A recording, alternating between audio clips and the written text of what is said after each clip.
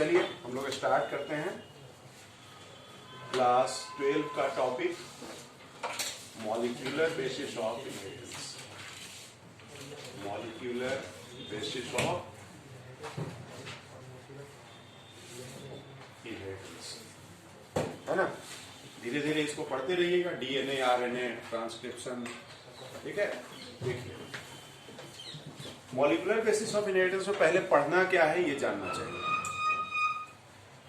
तो सबसे पहले हम लोगों को इसमें पढ़ना है या फ्लो हम किस तरीके से इस चैप्टर का रखते हैं।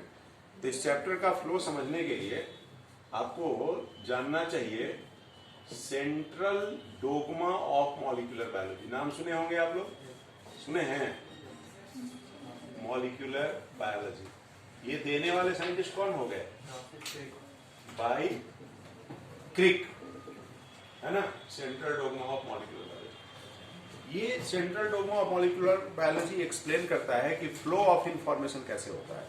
फ्लो ऑफ इंफॉर्मेशन मतलब डीएनए के अंदर जो इंफॉर्मेशन कोडेड है ना, इंफॉर्मेशन को कोडिंग करके डीएनए के अंदर रखा हुआ है, वो डीएनए से पास होकर के कैरेक्टर तक कैसे पहुंचता है, ठीक है। तो central dogma of molecular biology को हम लोग ऐसे लिखते हैं कि डीएनए से क्या होता है आरएनए, और आरएनए से क्या होता है प्रोटीन, ठीक। यही सेंट्रल डोगमा है, ओके। इस प्रोसेस को आपको पता है कि डीएनए से आरएनए बनाते हैं तो क्या बोलते हैं?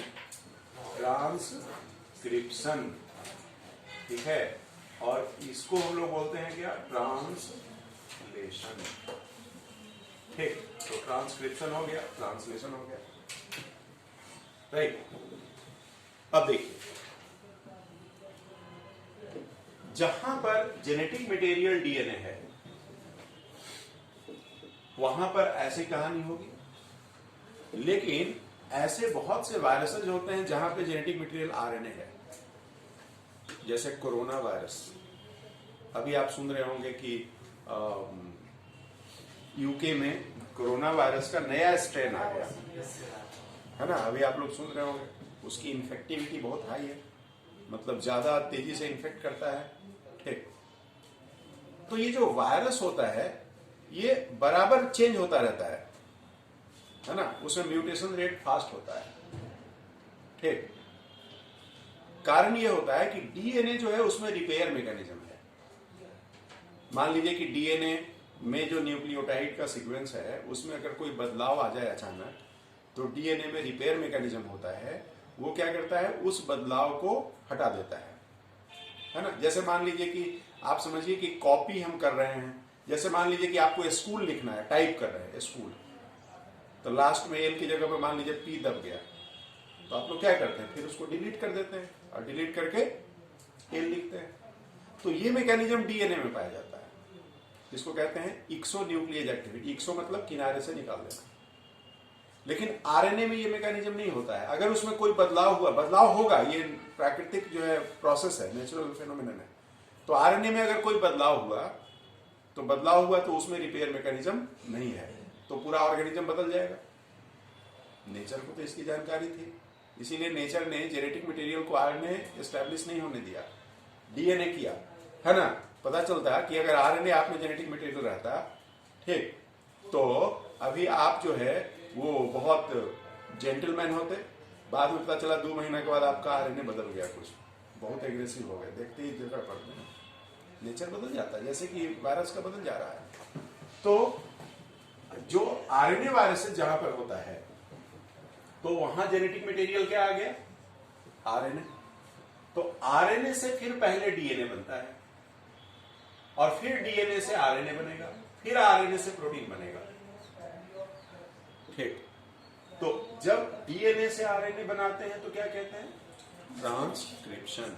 जब उल्टा करेंगे तो क्या कहेंगे इसको? Reverse transcription. इसका कोई दूसरा नाम भी है, इसका एक दूसरा नाम भी है।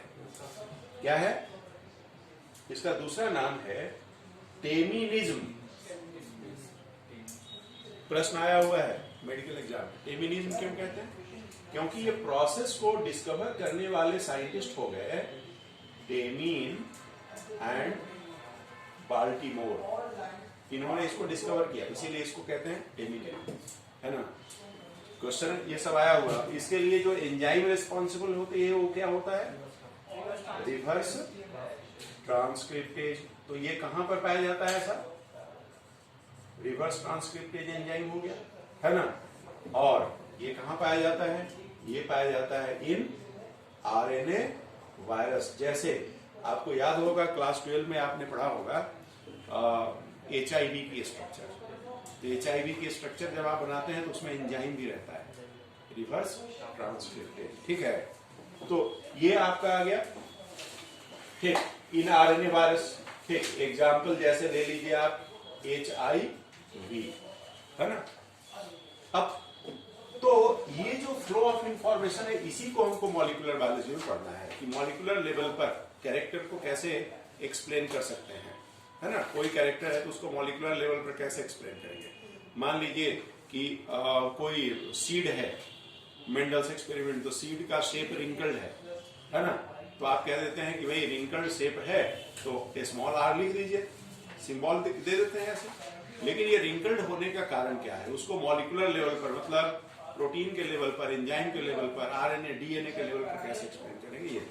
तो हम लोगों का जो कंटेंट हो जाएगा यहाँ जो हम लोग पढ़ेंगे, उसमें सबसे पहले क्या पढ़ेंगे, स्ट्रक्चर ऑफ डीएनए। ये देखिए सबसे पहले हमको पढ़ना होगा डीएनए की स्ट्रक्चर, डीएनए क्या कैसे बनता है, क्या होता है।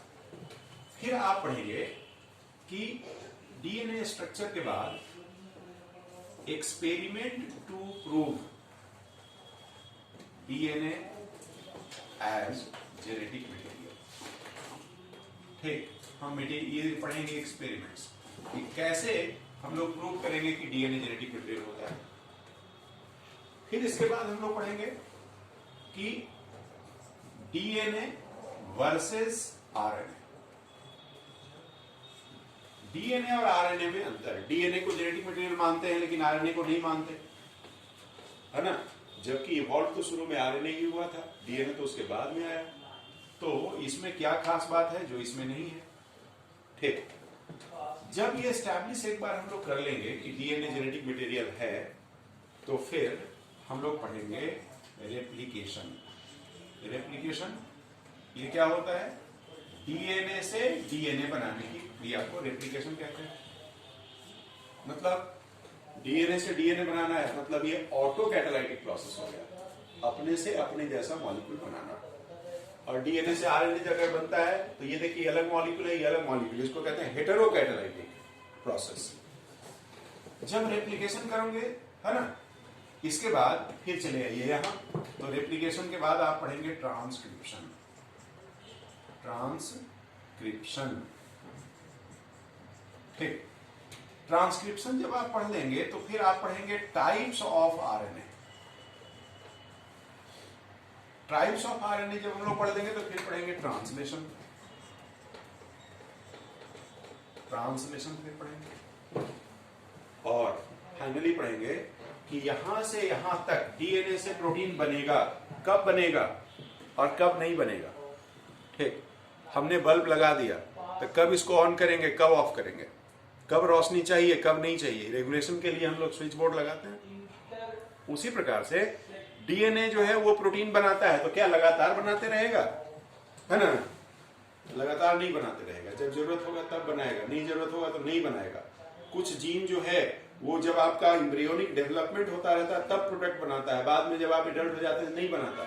कुछ प्रोडक्ट एडल्ट में बनता है, कुछ जीन एडल्ट में एक्टिव होता है। इसीलिए कुछ ऐसी भी बीमारियां होती हैं जो 30 साल के बाद, जैसे एक बीमारी है जिसका नाम है हंटिंगटन्स कोरिया। हंटिंगटन्स कोरिया को कहते हैं डांसिंग डेथ डिजीज, है ना, डांसिंग डेथ डिजीज। 30 साल के बाद ये अपीयर होता है और ये एक ऐसा डिजीज है जिसके बाद जो हो जाने के बाद, ठीक है ना, फिर इंसान बचता नहीं है। तो इसमें क्या होता है कि मसल के जो कॉन्ट्रैक्शन होते हैं वो अनकंट्रोल्ड हो जाते हैं, है ना। जैसे मान लीजिए कि हम खड़े हैं, अब कंधा का जो मसल है वो अचानक से कॉन्ट्रैक्ट करेगा तो हम अचानक से ऐसे हो जाएंगे। फिर पैर का मसल किया तो फिर मूवमेंट शो करने लगेगा, तो डांसिंग डेथ हो जाता है ऐसा। तो ये 30 साल के बाद, मतलब ये जीन एक्सप्रेस कब कर रहा है? शुरू में नहीं कर रहा है, एक सर्टेन एज के बाद कर रहा है। तो जीन का एक्सप्रेशन, ठीक। तो हम लोग पढ़ेंगे regulation of gene expression, regulation of gene expression, ये हम लोग पढ़ेंगे कि कैसे हम रेगुलेट करेंगे। ये इसके अंदर आएगा। इसी में आप पढ़ते हैं ओपेरॉन कॉन्सेप्ट, है ना?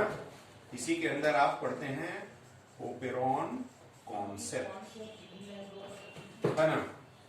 और रेगुलेशन ऑफ जीन एक्सप्रेशन के बाद फिर आप पढ़ेंगे एचजीपी। एचजीपी मतलब ह्यूमन जीनोम प्रोजेक्ट। और फिर आप पढ़ेंगे डीएनए फिंगरप्रिंटिंग, डीएनए फिंगरप्रिंटिंग, ठीक है? तो इतने टॉपिक मुझे इस चैप्टर के अंदर कवर करने हैं, धीरे धीरे धीरे धीरे। तो लंबा चैप्टर है और आराम से इसको सीखते जाना है, ठीक है? तो चलिए हम लोग शुरुआत करें डीएनए के स्ट्रक्चर से। तो आपने पहले भी पढ़ा होगा, आपको पढ़ा हुआ लगेगा, बहुत ही आसान है, कोई दिक्कत नहीं है इसमें। तो जैसे मान लीजिए कि आपके पहले का अंडरस्टैंडिंग को चेक करने के लिए मैं एक क्वेश्चन से शुरुआत करना चाहता हूं, है ना? हम देखते हैं कि आप कितना पहले से समझे हुए हैं। जैसे मान लीजिए क्वेश्चन ऐसा लिखा हमने, यहां पढ़ने में जा रहा हूं स्ट्रक्चर ऑफ डीएनए,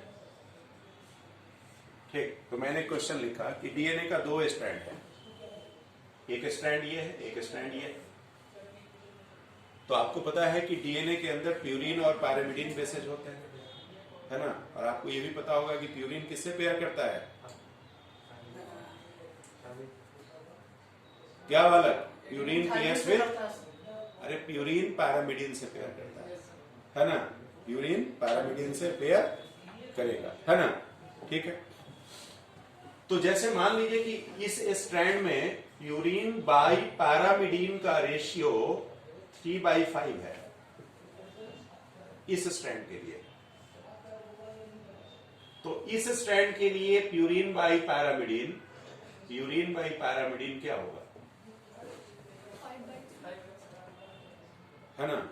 तो इसमें बताया 5/3, सही है कि नहीं है?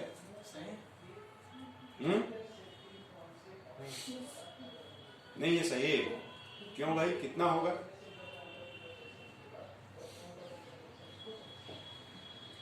इन्होंने बताया कि सही नहीं है।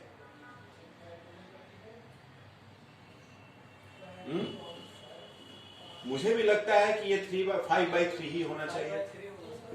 क्यों होगा 5/3? एक्सप्लेन कर सकते हो? जैसे देखो, समझो, प्यूरिन इस स्ट्रैंड में कैट हुआ है 3, तो 3 प्यूरिन लिखे, प्यूरिन 1, प्यूरिन 2, प्यूरिन 3। तो इस प्यूरिन को पेयर करने के लिए यहां क्या चाहिए? Pyrimidine 1, pyrimidine 2, pyrimidine 3। और यहां पैरामिडिन कितना है? 5। Pyrimidine 1, pyrimidine 2, pyrimidine 3, pyrimidine 4, pyrimidine 5। तो प्यूरिन यहां पे क्या चाहिए? प्यूरिन, प्यूरिन, प्यूरिन, समझ गए? Purine, purine. तो होगा क्या हो जाएगा यहां? प्यूरिन बाई पैरामिडिन कॉम्प्लीमेंट्री होता है। 2 स्ट्रैंड एक दूसरे के कॉम्प्लीमेंट्री होते हैं, तो उल्टा कर देना है ना? ठीक। अब दूसरा सवाल लेता हूं, एक और ले लेते हैं। लालच बढ़ता जाता है ना, आप लोग बताते नहीं जाते। मान लीजिए कि कोई एसएस डीएनए ले लिए, एसएस डीएनए समझते हैं ना? सिंगल स्ट्रैंडेड डीएनए, ठीक। कोई एग्जांपल बता सकते हैं जिसमें एसएस डीएनए मिलता है? टोबैको मोजाइक वायरस में डीएनए मिलता है। यहां तो हम लोग सिंगल स्ट्रैंडेड डीएनए की बात कर रहे हैं। इसका नाम सुने हैं आप लोग? HIX-174, ये एक वायरस है। तो मान लीजिए कि इस वायरस के इस डीएनए में एडेनिन का अमाउंट 20% है, तो गुआनिन का अमाउंट कितना होगा?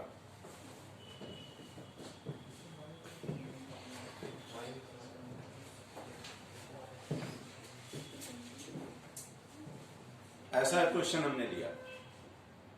एक सवाल ये लिया, और दूसरा सवाल कि ह्यूमन के डीएनए में, ह्यूमन डीएनए ले लेते हैं, ह्यूमन डीएनए में एडेनिन का अमाउंट 20% है। आइए आइए आइए, बंद कर दीजिए, बंद कर दीजिए। ह्यूमन के डीएनए में एडेनिन का अमाउंट 20% है, तो गुआनिन कितना होगा? बोलिए। तो एडेनिन और गुआनिन ये कह रहे हैं कि 30% होगा। यहाँ कितना होगा? नहीं, वहाँ 30% होगा, सिंगल स्ट्रैंडेड डीएनए। यहाँ 30% होगा, और यहाँ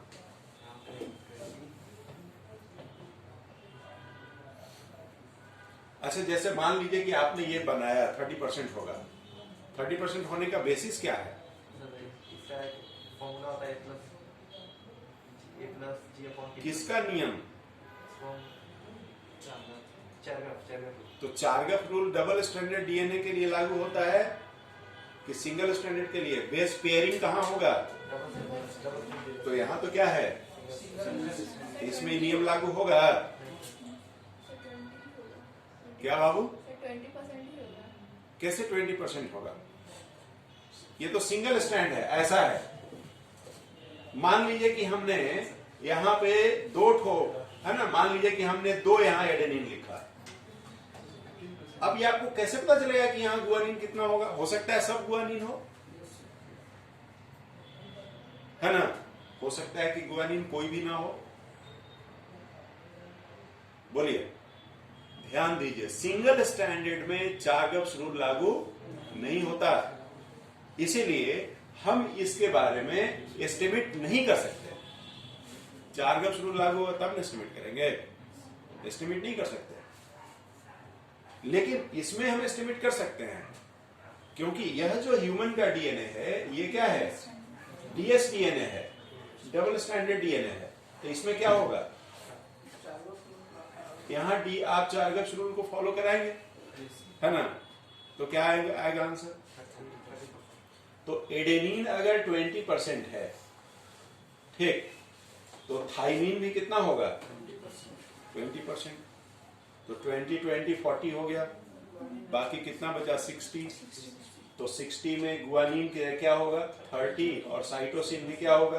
30। तो चारगफ्स रूल यहां लागू होगा। ठीक है, समझ गए? चलिए, एक और फिर लालच एक और बढ़ गया। सर, तो उसका कैसे कैलकुलेट? किसका? उसी का सिंगल। कुछ नहीं कैलकुलेट होगा, कैलकुलेट कर ही नहीं सकते। उसका होगा नहीं चलेगा। कैसे होगा?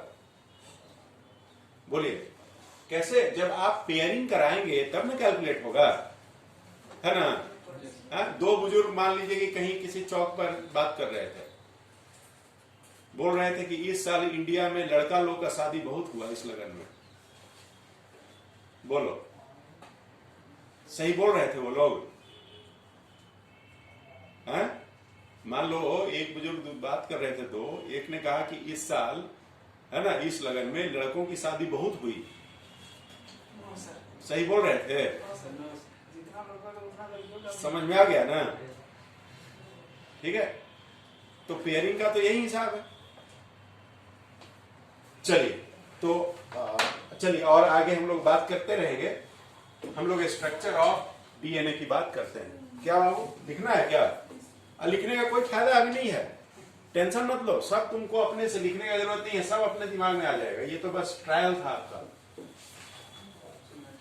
इसमें लिखने का तुम अपने से, ऐसा आप क्वेश्चन अभी हम बहुत सारा करवाएंगे, इसलिए चिंता मत करो। ठीक है जी। चलिए, तो डीएनए एक न्यूक्लिक एसिड है। डीएनए एक न्यूक्लिक एसिड है। Nucleic acid first isolated by Friedrich Miescher. ठीक, और इन्होंने कहां से आइसोलेट किया? फ्रॉम पस सेल न्यूक्लियस। देखिए ये जो पस सेल होता है ना, पस समझते हैं ना, कहीं घाव हो जाता है तो उसमें से पस निकलता है, तो पस में डेड आरबीसी होते हैं, सॉरी आरबीसी नहीं डब्ल्यूबीसी, तो डब्ल्यूबीसी में न्यूक्लियस होता है, तो उसके न्यूक्लियस से, ठीक, ये पस सेल में क्या होगा, डेड डब्ल्यूबीसी, इसके न्यूक्लियस से इन्होंने निकाला न्यूक्लिक एसिड को, और चूंकि न्यूक्लियस से निकाला तो इसको कॉल्ड इट, क्या कह दिया, न्यूक्लिन कह दिया, क्योंकि न्यूक्लियस से निकाला।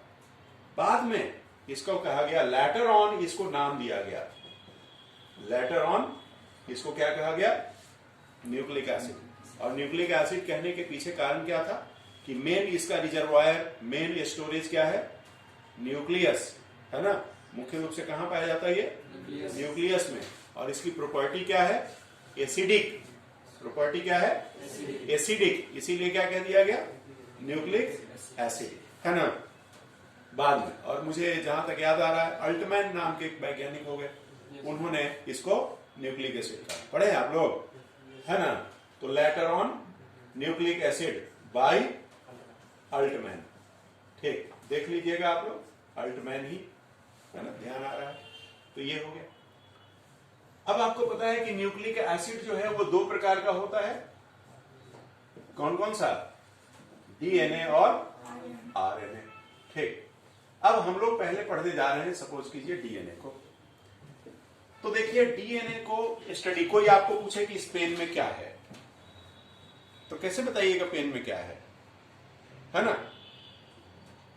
तो हमको बताने का बेस्ट तरीका क्या होगा कि पेन को तोड़ देंगे, ठीक, इसको अलग अलग कर देंगे, अलग अलग करके देखेंगे इसमें क्या है, तो देखें कि इसमें एक क्या है, एक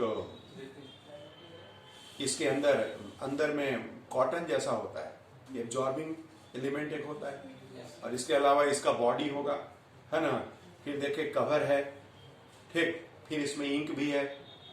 तो जब आप इसको ब्रेक कर देते हैं तब इसके कंपोनेंट को जान पाते हैं। तो हम चाहते हैं कि डीएनए क्या चीज का बना हुआ है, तो डीएनए को पहले ब्रेक कर देंगे। तो डीएनए को ब्रेक करने के लिए क्या करेंगे, डीएनए आप हमेशा ब्रेक करते रहते हैं, अभी आपके शरीर में डीएनए ब्रेक हो रहा है, पता है ना, अभी भी आपके शरीर में डीएनए ब्रेक हो रहा है, ठीक। आप जो खाकर आए हैं उन सब में सेल था, कोई मान लीजिए आप वेजिटेबल खाए होंगे, उसमें सेल होगा कि नहीं होगा, होगा, और सेल होगा तो उसमें न्यूक्लियस होगा, और न्यूक्लियस होगा तो डीएनए होगा। आपके शरीर में भी डाइजेशन तो चल ही रहा है, हमेशा चलता रहता है, तो न्यूक्लिक एसिड ब्रेक हो रहा है, ठीक। तो डीएनए को हमने ब्रेक किया, तो डीएनए ब्रेक करने के लिए क्या एंजाइम डालेंगे, क्या डालेंगे, बोलिए, हाजी, डीएनएज डालेंगे। क्या डालेंगे, डीएनएज एक क्लास ऑफ न्यूक्लियस है, न्यूक्लिक एसिड के ऊपर काम करने वाली जो एंजाइम होती है उसको न्यूक्लियस कहते हैं। तो न्यूक्लियस में डीएनएज भी हो सकता है और आरएनएज भी हो सकता है, इसको तोड़ देंगे। तो तोड़े तो पहले यूनिट मिला, है ना, तो इसकी यूनिट मिल गई, न्यूक्लियोटाइड्स मिल गए, ये हो गए, इसकी यूनिट मिली। अब इसको फिर तोड़ दिए, डाइजेशन इसी तरीके से पढ़ते हैं, डाइजेशन में भी आप इसको पढ़ेंगे। तो कौन एंजाइम लगाएंगे, तो देखे कि फिर न्यूक्लियोसाइड मिला प्लस क्या मिला, फॉस्फेट, न्यूक्लियोसाइड के साथ, फिर इसको तोड़ेंगे, न्यूक्लियोसाइड क्या चीज है, तो क्या एंजाइम लगाएंगे, न्यूक्लियोसाइडेज फिर लगा दिए। तो देखे कि इस बार सुगर मिल गया प्लस नाइट्रोजनस बेस मिला, है ना, एन बेस लिख देते हैं, ठीक। फर्दर इसको आप नहीं तोड़ रहे हैं, फर्दर इनका मेटाबॉलिज्म अलग होगा, इनका मेटाबॉलिज्म अलग होगा। तो इस तरीके से हम क्या देख रहे हैं कि न्यूक्लिक एसिड के अंदर जब हम उसका डाइजेशन करते चले गए, है ना, तो डाइजेशन करते चले गए तो हमारे पास 3 कंपोनेंट मिला, सुगर मिला, बेस मिला और, समझ गए, 3 मिला। अब इसको 1 by 1 हमको समझना है। तो 1/1 में शुगर की बात कर लेते हैं थोड़ा। शुगर, तो शुगर जो है ये होता है पहली बात तो कि पेंटोज। पेंटोज मतलब 5 कार्बन का बना हुआ, और दूसरा है डिऑक्सीराइबोज टाइप। डिऑक्सीराइबोज टाइप है ना। डिऑक्सी, डी मतलब डिवॉइड, दूर कर दिए, ऑक्सी मतलब ऑक्सीजन। तो पेंटोज शुगर कैसा होता है? तो पेंटोज शुगर देखिए ऐसा होगा, ये इस तरीके से पेंटोज शुगर को बनाएंगे, ऐसा होता है पेंटोज शुगर। यहां पर पहला कार्बन, ये दूसरा कार्बन, ये तीसरा कार्बन, ये चौथा कार्बन, ये पांचवा कार्बन। तो पांचवा कार्बन पे देखिए CH2OH होता है, और पहला कार्बन पे OHH, दूसरा कार्बन और तीसरा कार्बन। यहां पे देखिए नीचे H, ऊपर H, यहां H, यहां OH, यहां H। ये वाला जो आप पोजीशन देख रहे हो ना, दूसरा वाला, ये बड़ा इंपॉर्टेंट है। नेचर जब बना रहा था न्यूक्लिक एसिड, तो उसने शुरू में यहां OH रखा, और OH रखा तो बन गया शुगर राइबोज। लेकिन उन्होंने देखा कि ये जो OH रखते हैं तो रिएक्टिविटी बढ़ जा रही है इस शुगर की, बड़ा ये शुगर अनस्टेबल हो जाए, जो रिएक्टिव है वो अनस्टेबल होगा, है ना। तो OH डाल करके नेचर ने देखा कि इसकी रिएक्टिविटी बढ़ जा रही है, ये अनस्टेबल हो जा रहा है। ठीक, तो अनस्टेबल हो जाएगा तब तो हमेशा बदलता रहेगा, जैसा कि वायरस के साथ हो रहा है। तो नेचर ने क्या किया, न्यूक्लिक एसिड को स्टेबल बनाने के लिए, जेनेटिक मटेरियल को स्टेबल बनाने के लिए यहां से ऑक्सीजन हटा दिया। तो ऑक्सीजन हटा दिया तो क्या बन गया ये, और इसकी रिएक्टिविटी क्या हो गई, कम हो गई, और स्टेबिलिटी बढ़ गई, जो कि न्यूक्लिक एसिड के लिए जरूरी था। ठीक, तो डिऑक्सीराइबोज जो होता है वो किस कार्बन पे डिऑक्सी है, दूसरा कार्बन, सेकेंड कार्बन, है ना। तो डिऑक्सीराइबोज क्या होता है, डिऑक्सी एड किस कार्बन पर, ठीक। अब देखिए इसको हम लिख देंगे 2 प्राइम, ऐसे ध्यान दीजिए। जब आप ये प्राइम लगा देते हैं, इसको पढ़ते हैं प्राइम एंड, है ना, जैसे 5 प्राइम एंड, ठीक। तो इसका मतलब ये होता है कि दूसरे कार्बन की बात कर रहे हैं, किसकी, शुगर की, क्योंकि कार्बन तो नाइट्रोजनस बेस में भी होता है, कार्बन केवल शुगर में नहीं है, नाइट्रोजनस बेस में भी कार्बन होता है। तो कैसे पता चलेगा कि कौन किसके कार्बन की बात कर रहे हैं, शुगर वाला कि बेस वाला? तो अगर इसके ऊपर ऐसा लगा हुआ है तो समझ लीजिए किसके शुगर की बात हो रही है, ये किसके कार्बन, शुगर के कार्बन। तो अभी हम इसको लिख देते हैं ऐसे, डिऑक्सी एट कार्बन नंबर 2, ठीक। जबकि राइबोज आयन लीजिएगा तो यहां OH रहेगा, ठीक है। तो इसका जो फॉर्मूला हो गया इस शुगर का, तो फॉर्मूला क्या हो जाएगा, C5, और H कितना आया 10, और O कितना आया 4, और ये एक मोनोसेकेराइड है। तो ध्यान दीजिए, मोनोसेकेराइड जब आप लेते हैं, जब मोनोसेकेराइड लिया जाता है तो मोनोसेकेराइड का जो जनरल फॉर्मूला होता है वो CnH2nOn होता है। तो यहां ON हो रहा है, ON हो रहा है, ये नहीं हो रहा है। ऑक्सीजन क्या हो जा रहा है, कम हो जा रहा है। ऑक्सीजन कितना है, 4 ही ना हुआ, 1 2 3, 1 4। जबकि मोनोसेकेराइड के फॉर्मूला के अनुसार इसमें ऑक्सीजन भी कितना होना चाहिए था, 5। तो आपसे सवाल पूछा जाएगा कि ये मोनोसेकेराइड के जनरल फॉर्मूला को फॉलो करता है, तो क्या होगा, क्वेश्चन ऐसा हो जाएगा कि बताइए ऐसा मोनोसेकेराइड जो जनरल फॉर्मूला को फॉलो नहीं करता, ठीक है। तो आप कहिए आगे, समझ गए, चलिए जी। तो ये तो हो गई बात पेंटोज की। अब एक और बात ध्यान दीजिए, ये जो पहला कार्बन है उस पर OH किधर रखे हैं, ऊपर। तो कौन सा फॉर्म होगा, अल्फा की बीटा, सुने हैं अल्फा बीटा, है? ये कौन सा फॉर्म होगा, याद रखिए न्यूक्लिक एसिड में इसको ध्यान रखते हैं, ठीक। तो शुगर की कहानी यहां खत्म हो गई, और शुगर का ये जो पहला कार्बन का OH है ये किससे जुड़ेगा, बेस से, ठीक। और ये जो पांचवा कार्बन का OH है ये किससे जुड़ेगा, फॉस्फेट से जुड़ेगा, जिसको हम अभी जोड़ के दिखाएंगे आगे। अब चलिए नाइट्रोजनस बेसेस की बात कर लेते हैं। नाइट्रोजनस बेसेस को देख लेते हैं जरा।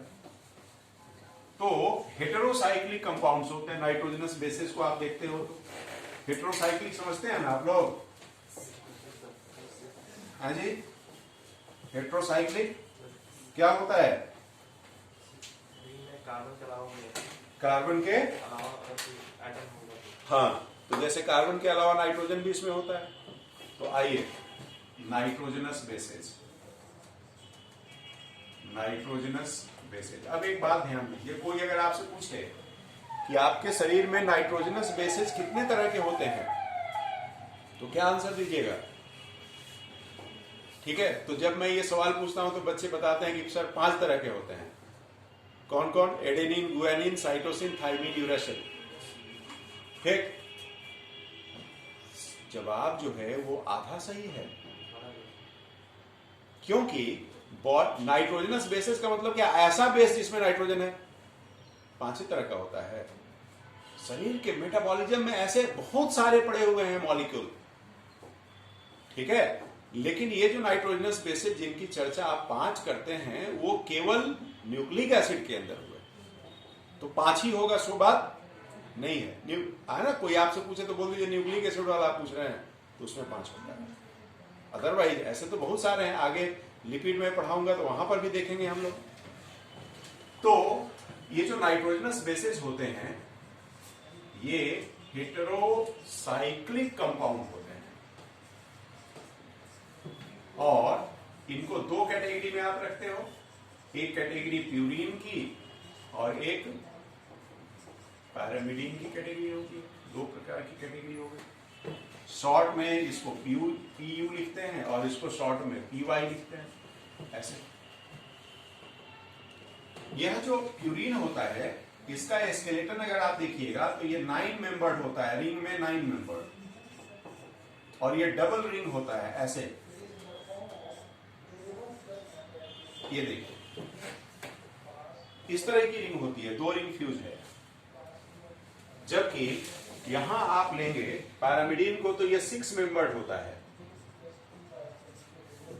ऐसा। ये देखिए 6 मेंबर, यहां पे 9 मेंबर है ना? 1 2 3 4 5 6 7 8 9। ठीक, इसके अंदर क्या आता है? एडेनिन, गुआनिन, यहां साइटोसिन, थाइमिन और यूरासिल। इनका सबका डिटेल स्ट्रक्चर, ये आपका होमवर्क है, सबका डिटेल स्ट्रक्चर बना लीजिएगा, है ना? आपको बायो की किताब में नहीं मिलेगा तो केमिस्ट्री में मिल जाएगा। बायोमोलिक्यूल्स है ना केमिस्ट्री में, तो वहां पर भी काम आएगा, तो बना लीजिएगा। बायो में इसका स्ट्रक्चर का बहुत यूज नहीं होता। तो ये आ गया। अब इसके बाद ले लीजिए फॉस्फेट, तीसरा। तो फॉस्फेट जो है वो लिंकर के जैसा काम करता है। लिंकर मतलब जोड़ने वाला। तो पी डबल बॉन्ड ओ, ठीक, OH, OH ये फॉस्फोरिक एसिड हुआ। तो फॉस्फेट लिखिएगा तो क्या कीजिएगा इसको? क्या कीजिएगा इसको? ऐसे आयोनाइज कर दीजिएगा, है ना? और अगर इसको ऐसे लिखिएगा अगर H3PO4 तो ये है फॉस्फोरिक एसिड। फॉस्फोरिक एसिड जैसे आपने सुना होगा pyruvate, pyruvic acid, malate, malic acid. ठीक, उसी तरह से ये क्या है? फॉस्फेट। तो इस तरीके से आ गया, है ना? फॉस्फोरिक एसिड है, इसको इस तरीके से एक्टिव फॉर्म में। तो ये 3 कॉन्स्टिट्यूएंट्स हो गए। अब इन तीनों कॉन्स्टिट्यूएंट को मिलाएंगे तो न्यूक्लिक एसिड बनेगा, ये न्यूक्लियोटाइड बनेगा। तो तीनों कॉन्स्टिट्यूएंट को अब हम लोग मिलाने की कोशिश कर रहे हैं। हम तीनों कॉन्स्टिट्यूएंट को देखिए, मिलाएंगे इधर।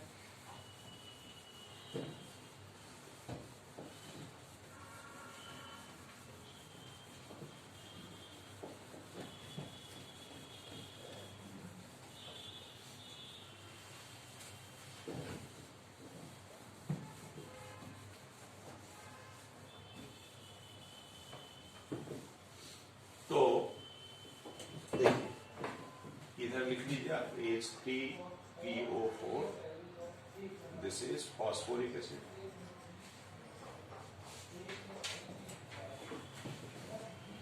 तो देखिए इधर मैंने लिखा बेस,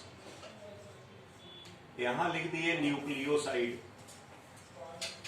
और यहां लिख दिए न्यूक्लियोटाइड। तो बेस हो गया। न्यूक्लियोसाइड क्या होता है? तो ये नाइट्रोजनस बेस प्लस शुगर को लिखिएगा तो न्यूक्लियोसाइड होगा। और ये जो न्यूक्लियोटाइड होता है वो क्या होता है? Nitrogenous base plus sugar plus, तो यहां तक तो न्यूक्लियोसाइड था, यहां तक क्या था? न्यूक्लियोसाइड। तो एक ही ठो केवल यही में जोड़े हैं एक्स्ट्रा। तो न्यूक्लियोटाइड को ऐसे भी लिख सकते हैं ना हम, न्यूक्लियोसाइड मोनो फॉस्फेट लिख सकते हैं ना ऐसा। ठीक। अब देखिए नाम कैसे लिखते हैं न्यूक्लियोसाइड न्यूक्लियोटाइड का, तो ये जान लीजिए। जैसे एडेनिन लिया, तो एडेनिन क्या है? प्यूरिन है ना। तो लास्ट में क्या लगा हुआ है? यहां देखिए INE लगा हुआ है। और पैरामिडीन के लास्ट में क्या लिखा हुआ है? पैरामिडीड लिख दिए हैं। ये देखिए ऐसा लगा हुआ है। तो देखिए एडेनिन अगर बेस ले रहे हैं और उसके साथ अगर शुगर जोड़ दीजिएगा तो क्या बनेगा? न्यूक्लियोसाइड, और उसका नाम होगा एडिनोसिन। क्या लगा लास्ट में? INE। ये लेंगे तो क्या हो जाएगा? गुआनोसिन। जरा ये ले लीजिए, एडेनिन गुआनिन हो गया ना, साइटोसिन लीजिए, तो लास्ट में क्या लगाएंगे? डीन। तो क्या हो जाएगा? साइटिडीन। ये लीजिएगा तो क्या हो जाएगा? थाइमिडीन। ये लीजिएगा तो क्या हो जाएगा? समझ में आया? अब इधर आइए। तो यहां न्यूक्लियोटाइड को क्या बोलते हैं? Nucleoside mono. तो आपको सब में मोनोफॉस्फेट जोड़ देना है। जैसे इसका अगर न्यूक्लियोटाइड लेंगे तो क्या हो जाएगा? न्यूक्लियोसाइड का नाम क्या है? तो जोड़ना क्या है एक्स्ट्रा हमको? तो नाम क्या हो जाएगा? एडिनोसिन। समझ में आ गया? ठीक। तो शॉर्ट में लिखेंगे तो क्या लिखेंगे? Adenosine monophosphate. ठीक। और इसको दूसरा नाम से एडिनाइलिक एसिड भी बोलते हैं। इसको क्या बोलेंगे? इसको उसी प्रकार से इसके लिए क्या लिखेंगे? बोलिए। गुएनाइलिक एसिड। इसके लिए क्या लिखेंगे? Cytidylic acid. इसके लिए थाइमिडाइलिक एसिड। इसके लिए, बुझा गया बात है ना। तो ये हो गया आपका GMP, ये हो गया CMP, ये हो गया TMP, ये हो गया UMP। ठीक। अब देखिए ये न्यूक्लियोटाइड हुआ। तो जब आप RNA बनाएंगे तो RNA में भी तो एडेनिन रहता है। RNA जब आप बनाएंगे तो उसमें भी यूनिट न्यूक्लियोटाइड होता है। ठीक। और DNA में भी होता है। लेकिन RNA वाले न्यूक्लियोटाइड में शुगर राइबोज रहेगा, DNA वाले में डीऑक्सीराइबोज होगा। तो आपको कैसे पता चलेगा कि ये DNA वाला है कि RNA वाला है ना। आपको पता कैसे चलेगा कि ये न्यूक्लियोटाइड जो मैं लिखा हूं ये DNA का है कि RNA का? जैसे ये न्यूक्लियोटाइड हम लिख दिए AMP, GMP, CMP, ये DNA का है कि RNA का है? तो आप बोलिएगा DNA का, क्योंकि DNA चैप्टर पढ़ा रहे हैं। ऐसा थोड़ी होता है। तो ध्यान दीजिए, अगर DNA का होगा तो उसमें शुगर कौन सा लगा रहेगा? डीऑक्सी। तो सब के आगे स्मॉल d लिखना पड़ेगा। बुझा बात? अगर ऐसा हम लिखे हैं तो ये किसका हो गया? RNA के लिए हो गया। और DNA के लिए अगर लिखेंगे तो क्या लिखेंगे? DAMP। डीऑक्सीराइबोज इसके साथ लगा होगा। समझ गए? उसी प्रकार से यहां पर क्या हो जाएगा? DGMP। यहां पर क्या होगा? DCMP। यहां क्या होगा? ठीक। क्या हो जाएगा ये? Deoxy thymidine. यहां डी लिखेंगे क्योंकि यूरासिल कहां पाया जाता है? आरएनए में, डीएनए में तो होता नहीं है, इसलिए यहां पर इसको ऐसा नहीं लिखेंगे। ठीक, प्लस इसको टीएमपी लिखेंगे ऐसे। थाइमीन जो है वो कहां पाया जाता है? डीएनए में, तो यहां पर क्या लिखेंगे? समझ गए बात को? ठीक, तो डीएनए और आरएनए में अंतर कितना है? अंतर क्या है? अब जैसे मान लीजिए कि ये, चलो ये तो हो गया न्यूक्लियोटाइड। अब एक मॉलिक्यूल मैं लिखता हूं यहां एटीपी, इससे तो सब परिचित हैं आप। जैसे सोसाइटी के लिए पैसा है, उसी तरह से सेल के लिए ये पैसा है। ठीक, सोसाइटी में सब काम किस लिए हो रहा है? आप यहां सुबह सुबह आ गए और हम भी आ गए, है ना? करेंसी के लिए आप आ गए, पढ़ेंगे, लिखेंगे, डॉक्टर बनेंगे, है ना? फिर बाकी सब तो अच्छा ही होगा। ठीक, तो सेल के लिए भी करेंसी है। अब जरा इसका शक्लो सूरत देखें। जब आप इसको पढ़ते हैं तो क्या कहते हैं? एडिनोसिन। एडिनोसिन तो यहां तक आ गया। तो इसमें और इसमें अंतर क्या है? 2 फॉस्फेट एक्स्ट्रा है। यहां पर क्या था? Adenosine monophosphate. यहां पर क्या है? Adenosine triphosphate. अर्थ क्या हुआ इसका कि देखिए एडेनिन लगा रहेगा ऐसे, और इसके साथ क्या लगा रहेगा? शुगर। कौन सा?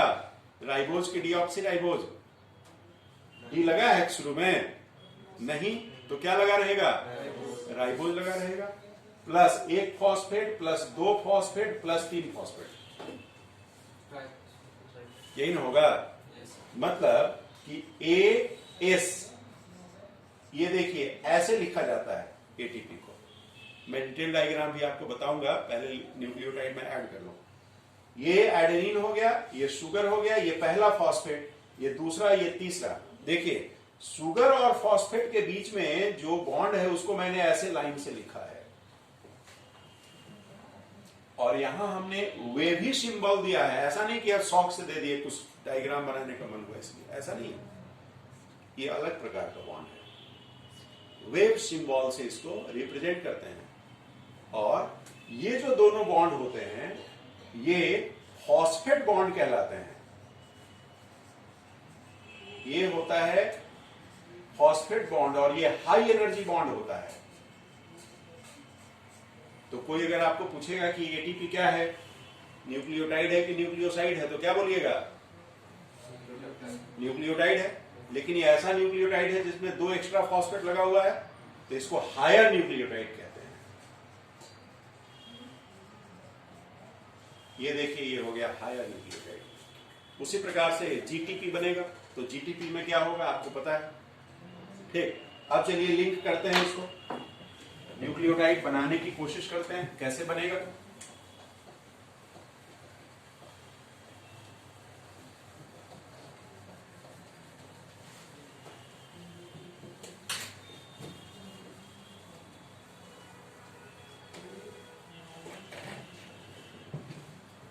तो देखिए हम लोग अब इसको न्यूक्लियोटाइड बनाने की कोशिश करेंगे। तो देखिए शुगर लिख लेंगे ऐसे, ये आ गया शुगर।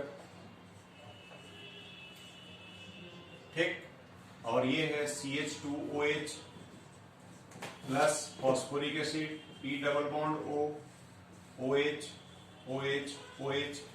यहां पे था, यहां नाइट्रोजनस बेस लिखना है। ठीक है, बाकी यहां आपको पता है कि ये ऐसे रहेगा।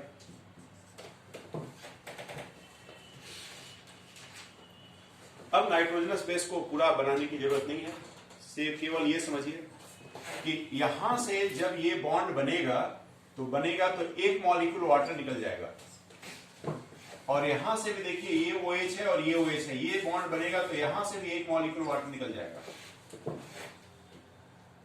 और तीनों को जोड़ेंगे। देखिए ये शुगर का 5वां कार्बन है, यहां ये पहला कार्बन है, ये दूसरा कार्बन है, ये तीसरा है, ये चौथा है, ये पांचवा कार्बन है। तो पांचवा कार्बन जो सुगर है उसके साथ फॉस्फेट जोड़ रहे हैं, पहला कार्बन के साथ नाइट्रोजनस बेस जोड़ रहे हैं, और जब आप जोड़ेंगे तो देखिए इस तरीके से ये बन जाएगा, ऐसा देखिए हो जाएगा नाइट्रोजनस बेस, ये देखिए ऐसा, और ये हो जाएगा CH2OP, है ना, double bond O, OH, OH ionised form में लिखिएगा तो हाइड्रोजन हटा के O के ऊपर माइनस लिख देना पड़ेगा चार्ज। देखिए एक न्यूक्लियोटाइड ये बन गया, तो एक न्यूक्लियोटाइड बनाने में कितना वाटर मॉलिक्यूल यहां निकला? 2 वाटर मॉलिक्यूल निकला। और देखिए बॉन्ड बना, सुगर और नाइट्रोजनस बेस के बीच में एक बॉन्ड यहां पर बना हुआ है, इसको कहते हैं एन ग्लाइकोसाइडिक, ग्लाइकोसाइडिक बॉन्ड। और इधर देखिए ये है एसिड और ये है अल्कोहल, तो अल्कोहल और एसिड मिलता है तो क्या बनता है? एस्टर। और एस्टर किसके साथ बनेगा? ये फॉस्फोरिक एसिड के साथ। तो ये जो बॉन्ड आप बनाइएगा ये फॉस्फो ईस्टर बॉन्ड कहलाएगा। यहां फॉस्फो, ध्यान दीजिए ये फॉस्फो ईस्टर है, फॉस्फो डाइस्टर नहीं है। आप लोग फॉस्फो डाइस्टर ज्यादा जानते हैं, फॉस्फो ईस्टर कम जानते हैं, है ना। तो ये बहुत बड़ा यहां पे गलती करते हैं। तो फॉस्फो ईस्टर बॉन्ड ये देखिए हुआ, डाइस्टर कहां? 2 ठो तो कहीं बन नहीं रहा है, जब बनेगा तो देखेंगे। तो ये हो गया, ठीक। और आप समझ गए कि सुगर के किस कार्बन से कौन सी ग्रुप जुड़ रही है, ये एक न्यूक्लियोटाइड हुआ, है ना। अब अगर आप एटीपी बनाएंगे तो एटीपी में फिर यहां से फिर जो है जुड़ता चला जाएगा 2 और एक्स्ट्रा फॉस्फेट, समझ गए। तो जब दूसरा फॉस्फेट जोड़िएगा, एटीपी अगर आप बनाना चाहते हैं तो ये फॉस्फोरिक एसिड होगा यहां। तो देखिए ये जो बॉन्ड है वो अल्कोहल और एसिड के बीच बना है, लेकिन अगला फॉस्फेट जोड़िएगा तो ये भी एसिड और ये भी एसिड, फिर अगला फॉस्फेट जोड़िएगा तो ये भी एसिड और ये भी एसिड, तो एसिड एसिड के बीच बॉन्ड बनेगा। बोलिए समझे कि नहीं समझे? कि बच्चा कुछ नहीं समझा? कुछ बुझा? नहीं समझा, अभी समझाते हैं। ठीक, ये तो ये समझ गया, यहां तक तो कोई परेशानी नहीं है बाबू। अच्छा, हम डीएनए की बात कर रहे हैं, ये सॉरी एटीपी, ऐसे थोड़ा और रुक जाओ, थोड़ा और एटीपी को रुक जाओ, थोड़ा और आप मैच्योर हो जाएं तब एटीपी को फिर लेकर आते हैं। ये तो समझ गए कि न्यूक्लियोटाइड कैसे बनता है। और ये जो न्यूक्लियोटाइड बना तो यहाँ पे क्या है? H, यहाँ H, यहाँ H, यहाँ OH, यहाँ हाइड्रोजन, एक न्यूक्लियोटाइड बना। अब बेस को बदलते जाओ, एडेनिन रखोगे, गुआनिन रखो, साइटोसिन, थाइमिन, जो रखना है रखो। इस तरीके से ये हो गया।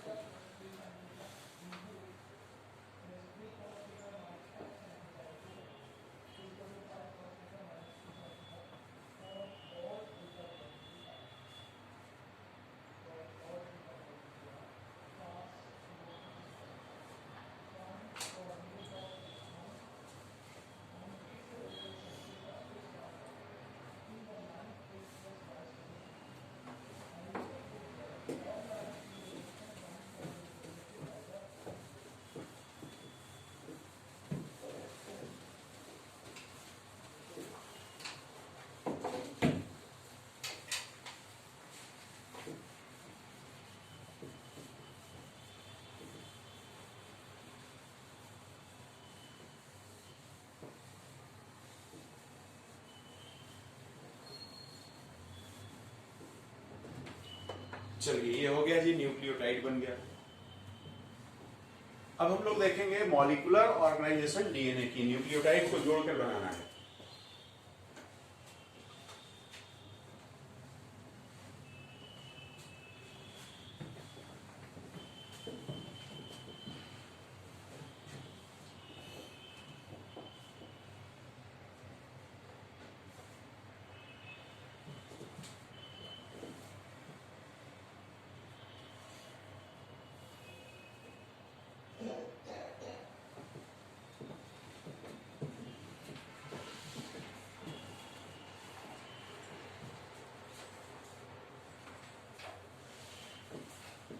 तो चलिए अब हम लोग आगे बढ़ते हैं और देखते हैं कि डीएनए की मॉलिक्यूलर ऑर्गेनाइजेशन कैसी होती है। ठीक, तो स्टार्ट करें हम लोग मॉलिक्यूलर ऑर्गेनाइजेशन ऑफ डीएनए। तो हम कहते हैं यह जो डीएनए है ये this is formed of two anti parallel polynucleotide chains. Polynucleotide DNA बना हुआ है दो पॉलीन्यूक्लियोटाइड चेन के से बना है और दोनों चेन का अरेंजमेंट एंटी पैरेलल है। एंटी पैरेलल का मतलब क्या होता है? ठीक है, तो आपको समझ में आएगा। एंटी पैरेलल का मतलब ऐसे दो चेन है और दोनों चेन की पोलैरिटी अपोजिट होती है।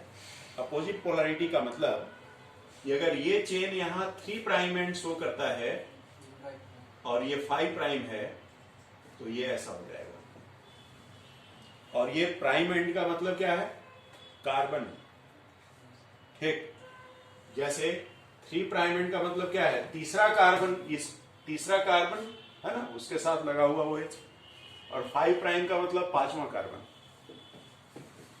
ठीक, तो दो चेन मुझे बनाने पड़ेंगे पहले, है ना। तो चलिए चेन बनाने की प्रक्रिया शुरू करते हैं। तो पहला देखिए चेन हम बनाने की कोशिश कर रहे हैं। ये एक नाइट्रोजनस बेस हुआ, ये 5वां कार्बन है, इसके साथ फॉस्फेट लगा हुआ है। शॉर्ट में लिख सकते हैं ना ऐसे, है ना। ये शुगर हो गया, ये बेस हो गया और ये 5वां कार्बन है ये वाला, इसके साथ इस ग्रुप के लिए P लिख दिया मैंने। ऐसे हो गया। फिर देखिए दूसरा न्यूक्लियोटाइड लिखते हैं। दूसरा न्यूक्लियोटाइड भी देखिए लिखिए ऐसे, नाइट्रोजनस बेस लिखिए, कार्बन, ऐसे लिखिए फॉस्फेट।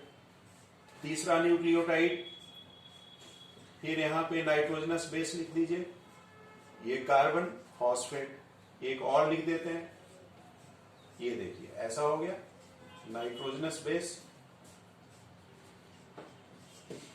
चेन अभी नहीं बना, अभी तो अलग अलग है सब न्यूक्लियोटाइड। चेन बनाएंगे जब जोड़ेंगे तब। तो देखिए कैसे चेन बनाएंगे। चेन बनाने के लिए इस तरीके से देखिए हम लोग समझ सकते हैं इसको। जैसे मान लीजिए कि हम ये ले लेते हैं, ये देखिए एक न्यूक्लियोटाइड देखिए यहां है ना, इसको भी मैं यहां जोड़ देता हूं। ये देखिए ये ऐसा जोड़ दिया हमने इसको, और यह जो था यहां पर हमने इसको फॉस्फेट लगा दिया। हो गया ना, ऐसे होगा। अब दूसरा न्यूक्लियोटाइड देखिए आप यहां पे लिख रहे हैं ऐसा, ये दूसरा न्यूक्लियोटाइड हमने लिखा। यहां भी नाइट्रोजनस बेस था और ये CH2OP, तो P को मैं ऐसे लिख देता हूं, double bond O, OH, OH। ठीक, ऐसे है देखिए। बगल वाला न्यूक्लियोटाइड ऐसे ही लिखा हुआ है। तो ये जो फॉस्फेट है इसका ये OH ले लीजिए और ये शुगर का तीसरा कार्बन का OH ले लीजिए। फिर समझिए, ये अल्कोहल है और ये क्या है? एसिड है कि नहीं? ये अल्कोहल है और ये एसिड है। तो इसके बीच में फिर आप कंडेंस करके एक वाटर मॉलिक्यूल निकाल दीजिएगा और ये देखिए आ जाएगा। ठीक, तो ये बॉन्ड क्या बना? फॉस्फोइस्टर। ध्यान दीजिए। और ये बॉन्ड क्या था?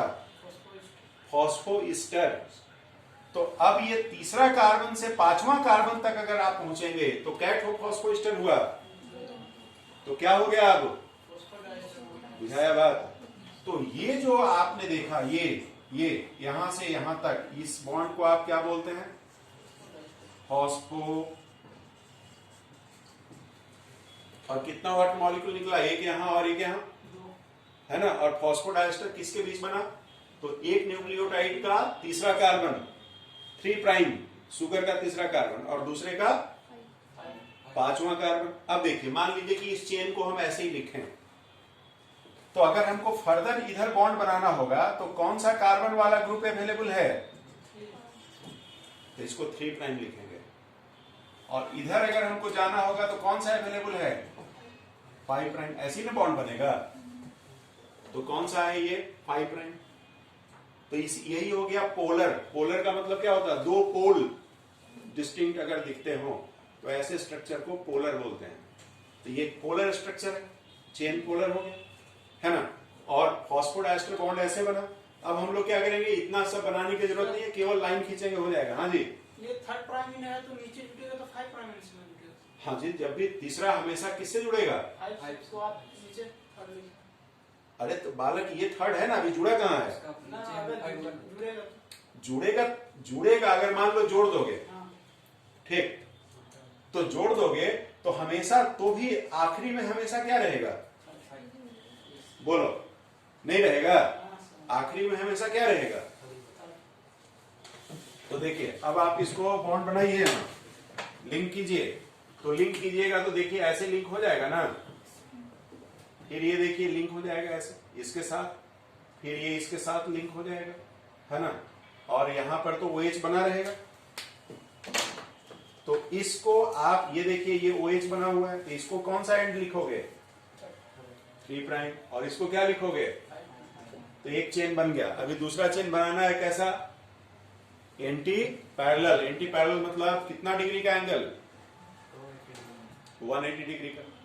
तो 180 डिग्री घुमा दो, इसको नीचे इसको ऊपर।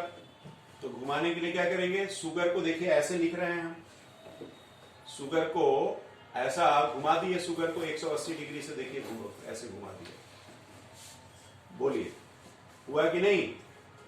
और ये तीसरा कार्बन का OH है, तो इधर 3 प्राइम होगा। फिर इस शुगर को उल्टा लिख दीजिए, सब शुगर को उल्टा लिख दीजिए, देखिए ऐसे लिख दीजिए। फिर यहां नाइट्रोजनस बेस, फिर ये कार्बन फॉस्फेट, है ना, ये नाइट्रोजनस बेस यहां लगा हुआ है। फिर ये तीसरा ऐसे नाइट्रोजनस बेस यहां भी लगा हुआ है। फिर ये देखिए ऐसा कार्बन फॉस्फेट, यहां भी नाइट्रोजनस बेस लगा हुआ है। क्लियर। और अब आप जोड़ दीजिए, तो आपको तो पता है किससे किससे जोड़ना है। ये पहला कार्बन है ना, ये दूसरा, ये तीसरा, तो ऐसे जोड़िएगा, ऐसे जोड़िएगा, ऐसे जोड़िएगा। तो ये वाला जो एंड आ गया, ये कौन सा एंड है, ये कौन सा कार्बन है, 5 प्राइम। और ये कौन सा आ गया, 3 प्राइम। 2 चेन बना अभी, लेकिन DNA नहीं बना, दोनों चेन अलग अलग है। इसके बीच में अब बेस पेयरिंग कराएंगे। तो बेस पेयरिंग जब कराएंगे तो एक नियम मानना पड़ेगा आपको, चार्गप्स का नियम, है ना। तो बेस पेयरिंग जब DNA में होती है तो चार्गप्स का रूल फॉलो होता है। मैं चार्गप्स का रूल लिखूं, इधर तो आप लिखे नहीं है, लिखिए पहले, लिखिए लिखिए जल्दी लिखिए, मैं मिटाऊंगा उसको।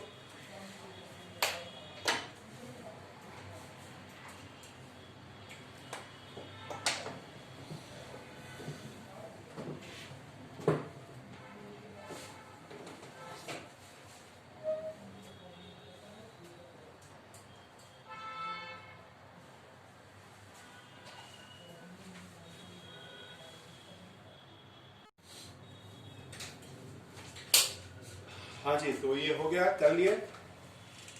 चलिए अब हम लोग आगे बढ़ते हैं। ये पार्ट हो गया ना इधर वाला, चलिए इसको हम लोग हटाएं।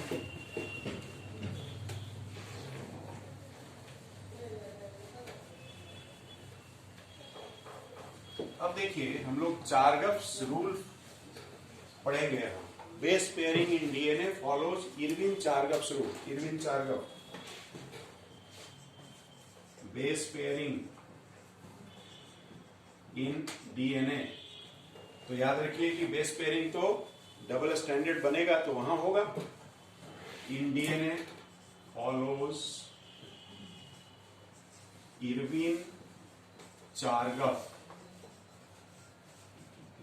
रूल को फॉलो करता है, चार्गप्स रूल कहते हैं।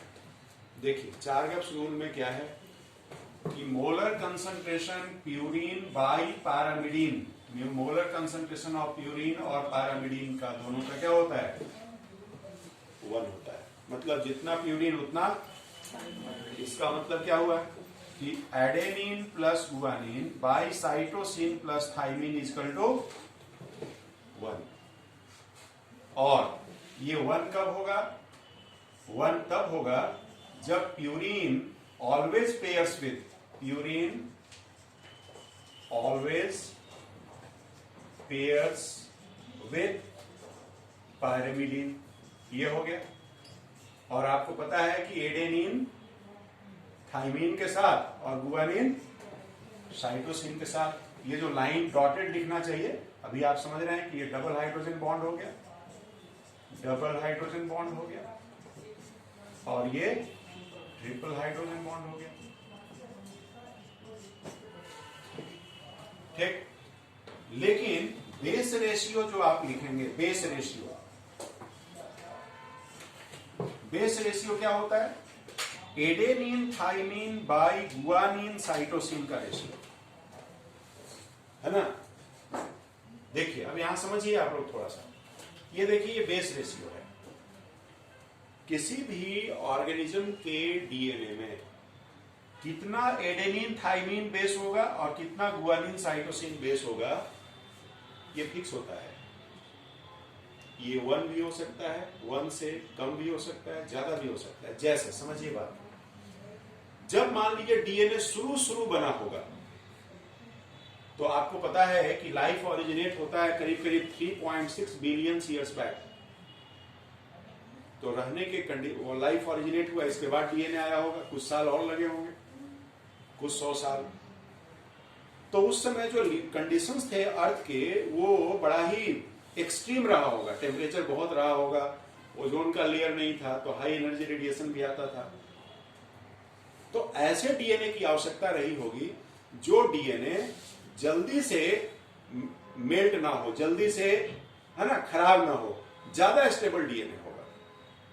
तो अब आपको 2 डीएनए दिया गया, एक डीएनए में एटी का रेशियो ज्यादा है और दूसरे में जीसी का रेशियो ज्यादा है, का ज्यादा मजबूत कौन वाला होगा? क्योंकि ट्रिपल हाइड्रोजन बॉन्ड है। तो शुरुआत में जो डीएनए इवॉल्व हुआ है, या शुरुआत के जो ऑर्गेनिजम्स हैं, जैसे प्रोकार्योट शुरू में, तो उनमें एटी ज्यादा होगा कि जीसी ज्यादा होगा? जीसी ज्यादा होगा। ठीक, लेकिन यू का जैसे इवॉल्व हो गए, ह्यूमन बीइंग हो गए, हम लोग कहते हैं कि we people are the latest model of creation, है ना? क्रिएशन, नेचर के बाजार में हम लोग लेटेस्ट मॉडल हैं। हम लोग से ऊपर का मॉडल अभी आया, सुनते हैं ना, ये नया मॉडल आ गया। हम लोग से ऊपर का मॉडल अभी आया नहीं है ना? क्योंकि मॉडल आने में कई हजार साल लग जाते हैं। तो देखिए ये जो है, ये बेस रेशियो हो गया। ये बेस रेशियो क्या होगा? This is fixed for a particular species. ठीक, मे और मे नॉट बी 1। ठीक, मे और मे नॉट बी 1। जैसे प्रोकार्योट के लिए अगर हम लेंगे तो बेस रेशियो क्या होगा? मोर देन 1 की लेस देन 1? क्या होगा? प्रोकार्योट में ये ज्यादा रहेगा, तो क्या हो जाएगा? लेस देन 1 होगा। और यूकार्योट में यूजुअली ये क्या होता है? ह्यूमन बीइंग अगर आप ले लीजिएगा, ह्यूमन बीइंग्स के लिए तो ये होता है 1.52 बेस रेशियो। ठीक है, तो यहां जब हम पेयरिंग कराने जाएंगे तो एक बेस हम अपने मन का ले सकते हैं, लेकिन दूसरा बेस चार्गफ्स के मन से लेना पड़ेगा, चार्गफ के नियम के अनुसार। तो अगर हमने यहां सपोज कीजिए कि थाइमीन ले लिया, तो यहां क्या लेना पड़ेगा? Double hydrogen bond. यहां अगर हम गुआनिन लेंगे तो यहां साइटोसिन लेना पड़ेगा, ट्रिपल हाइड्रोजन बॉन्ड। यहां पर हम साइटोसिन लेंगे तो यहां गुआनिन लेना पड़ेगा, ट्रिपल हाइड्रोजन बॉन्ड। यहां एडेनिन लेंगे तो यहां थाइमीन लेना पड़ेगा, डबल हाइड्रोजन बॉन्ड। और अब जाकर के ये डीएनए का मॉडल हमारा बना। तो डीएनए के मॉडल में कितने तरह के बॉन्ड्स दिख रहे हैं आपको, जैसे ये हाइड्रोजन बॉन्ड यहां दिखा, फिर ये फॉस्फोडाइस्टर दिखा, फिर ग्लाइकोसाइडिक बॉन्ड यहां दिखा, ये सारा मिला है ना। अब ये देखिए, यही है, ये आपका चारगप्स रूल है।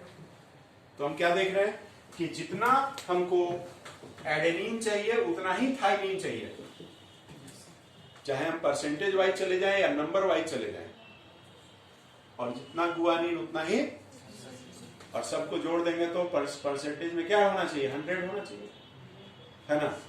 तो इसीलिए हम लोगों ने सवाल दिया था। अब चलिए इसके ऊपर हम लोग कुछ क्वेश्चंस करते हैं, और है ना। चलिए इधर हो गया, लिखिए, इधर लिखिए लिखिए लिखिए।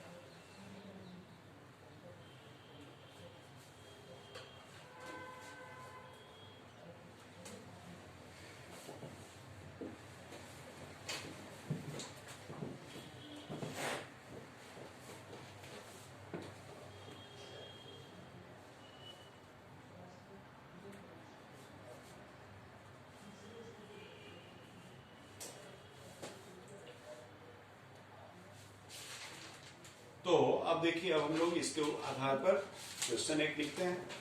ठीक, क्वेश्चन हमने ऐसा लिखा कुछ,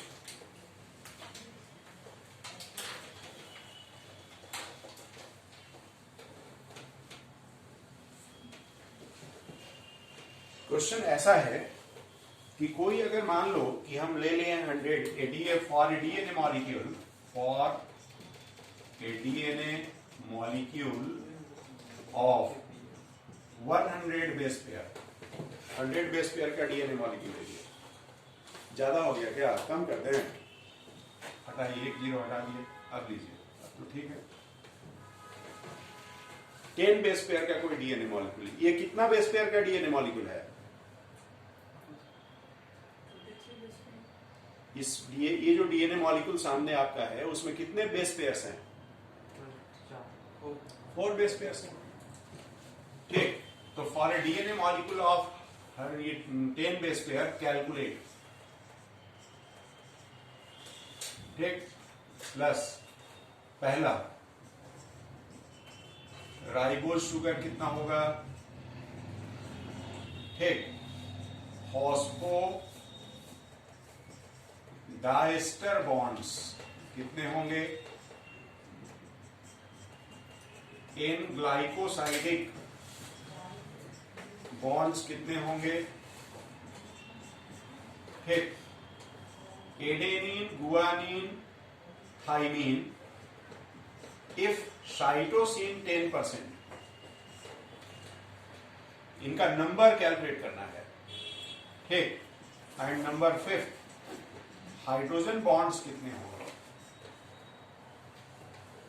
समझ गए। नंबर 6 न्यूक्लियोटाइड्स कितने होंगे। बहुत ही आसान है, आराम से आप कर सकते हैं, बताइए।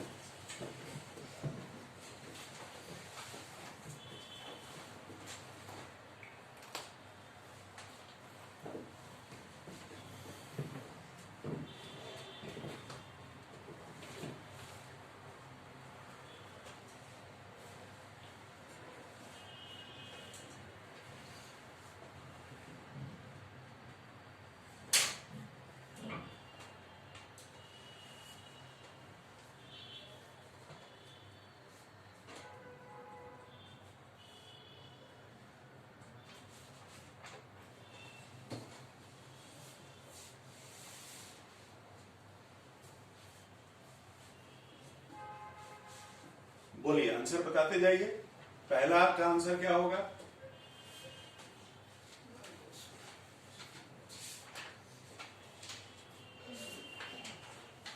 क्या बाबू बोलो, जल्दी बोलो। कुछ बोल रही थी फिर वापस क्यों ले ली? 20 कैसे होगा? मुझे तो नहीं लगता कि 20 होगा। क्या होगा? जीरो मैंने जानबूझकर लिखा, कोई बाई मिस्टेक नहीं लिखा। किसको पढ़ रहे हो आप? तो ये हो जाएगा बड़ा सा 0, इसीलिए मैंने इसको लिखा था, ध्यान देना है ना। चलिए दूसरा बताइए, फॉस्फोडाइस्टर बॉन्ड्स कितने बनेंगे? कितना? देखो 10 बेस पेयर है ना, 10 बेस पेयर, ठीक। जैसे मान लीजिए कि यहाँ 4 बेस पेयर का है ये डीएनए, तो फॉस्फोडाइस्टर बॉन्ड कितना है यहाँ? 6। 4 इसमें है, तो बॉन्ड तो 3 ही बनेगा ना इसको जोड़ने के लिए। नंबर ऑफ बॉन्ड जो होगा यहाँ वो हमेशा n-1 होगा, ठीक। तो 10 बेस पेयर का मतलब 10 इसमें है और 10, तो 9 इसमें बनेगा, 9 इसमें बनेगा। समझ गए? यही ना होगा? ये बताइए।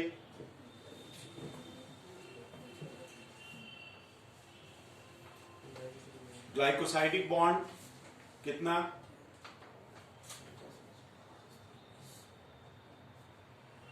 शुगर और बेस के बीच बनता है ये,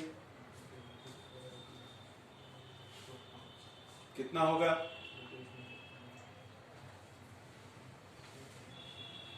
अच्छा चलो पहले यहां इसको छोड़ो, यहां आ जाओ। 20 ये बताओ ये कितना होगा न्यूक्लियोटाइड?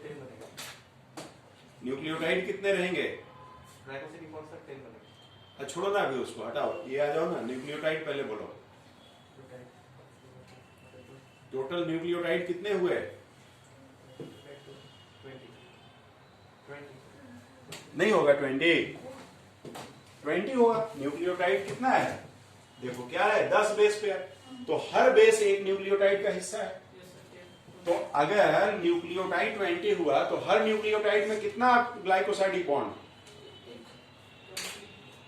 तो यहां पर क्या रहेगा आंसर? इसको बोलो, ये चौथा बनेगा तभी पांचवा भी बनेगा। ये चौथा बनेगा तभी पांचवा बनेगा। एडेनिन 40 और थायमिन 40 और गुआनिन 10। अरे भाई तो तुम 40 और 10 सब कर दिया, तो सब मिला के 10 ही बेस पेयर है। 10 बेस पेयर मतलब कितना बेसेज? 10 बेस पेयर मतलब कितना बेस टोटल? 20 हुआ। तो टोटल यहाँ पर बेसेज जो है, टोटल बेसेज कितना हुआ? 20 हुआ। तो सब बेस जोड़ के एडेनिन, गुआनिन, साइटोसिन, थायमिन, तो 20 ही ना आना चाहिए कि ज्यादा आएगा? इतना ही आना चाहिए। परसेंट नहीं लिखना है, नंबर बताना, नंबर। ये लिखा हुआ है ना, केवल क्या लिखा हुआ है? सी अगर 10% है, ठीक, तो इनका नंबर बताइए पहले। परसेंटेज तो हो ही जाएगा, किस नंबर बताइए।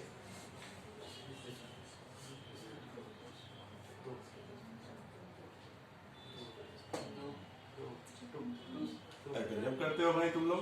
2 किसका बाबू? ये सब का न बताएगा, इसका नंबर 2 है। एडेनिन और थायमिन का क्वेश्चन क्या लिखा हुआ गुआनिन का 2 सर। है? Adenine, guanine, thymine if cytosine is 20%। तो सबका न बताइएगा। एडेनिन गुआनिन का अच्छा, तो साइटोसिन का आपने क्या बताया? 2। तो गुआनिन भी क्या हो जाएगा? 2 होगा गुआनिन। एडेनिन और ऐसे लिखते हैं, ऐसे लिखते हैं, ऐसे लिखते हैं। 2 साइटोसिन है ना, और गुआनिन भी कितना? 2। अब बताइए, 2 और 2 4 हो गया, एडेनिन और थायमिन भी 8। ठीक। तो 8 क्या होगा? एडेनिन और थायमिन कितना? 8। तो हाइड्रोजन बॉन्ड कितना?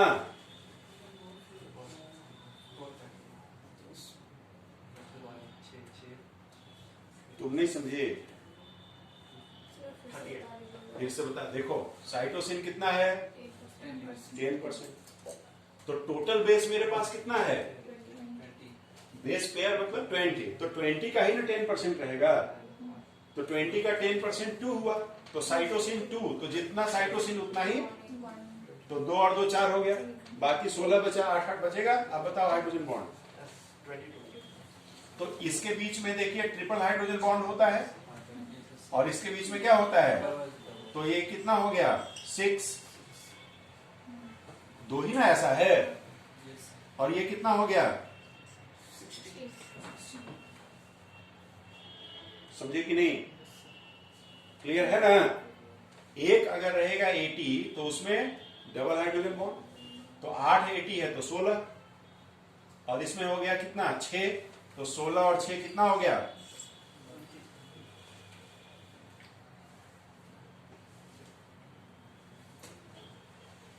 समझ गए।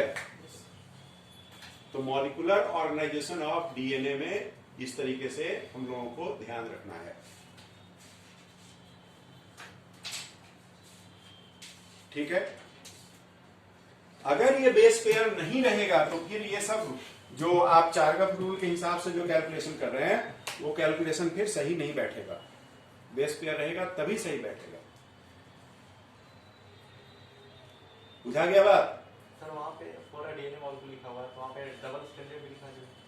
फॉर ए डीएनए मॉलिक्यूल देखिए ना, यहाँ बेस पेयर तो लिखा ही हुआ है, तो क्लियर ही हो गया,